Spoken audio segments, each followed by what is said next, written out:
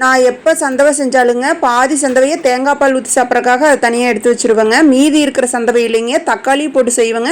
இன்னொன்று பார்த்தீங்கன்னா எலுமிச்சம்பழம் போட்டு கிளறுவேன். இன்றைக்கி வந்து தக்காளி போட்டு செய்யலாம் அப்படின்னு சொல்லிட்டுங்க எண்ணெய் ஊற்றி கடுகு போட்டு நல்லா பொரிஞ்சதுக்கப்புறங்க உளுந்தம் பருப்பு கடலைப்பருப்பு இதெல்லாம் போட்டு நல்லா பொரிஞ்சதுக்கப்புறங்க பெரிய வெங்காயத்தை நல்லா பொடியாக கட் பண்ணி போட்டுக்கலாங்க. 3 பச்சை மிளகா கொஞ்சம் அளவு கருவேப்பிலை போட்டு அந்த எண்ணெயிலே வணங்கினதுக்கப்புறங்க இஞ்சி பூண்டு பேஸ்ட்டு 1 ஸ்பூன் அளவுக்கு போட்டுக்கலாங்க.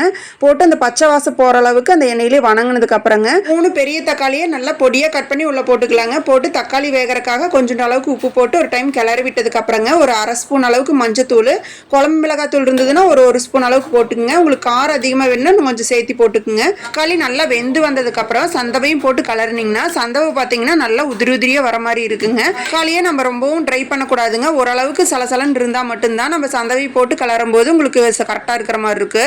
இல்லைன்னா உங்களுக்கு ரொம்ப ட்ரையான மாதிரி ஆயிருங்க. இந்த அளவுக்கு இருந்தால் தான் உங்களுக்கு சாப்பிட்றதுக்கு நல்லா இருக்குங்க. கடைசியாக பார்த்தீங்கன்னா கொத்தமல்லி தலையும் போட்டுக்கிட்டிங்கன்னா இன்னும் வாசமாக இருக்குங்க. சாப்பிட்றதுக்கும் பார்த்தீங்கன்னா உங்களுக்கு தக்காளி சாப்பாடு மாதிரியே இருக்குங்க.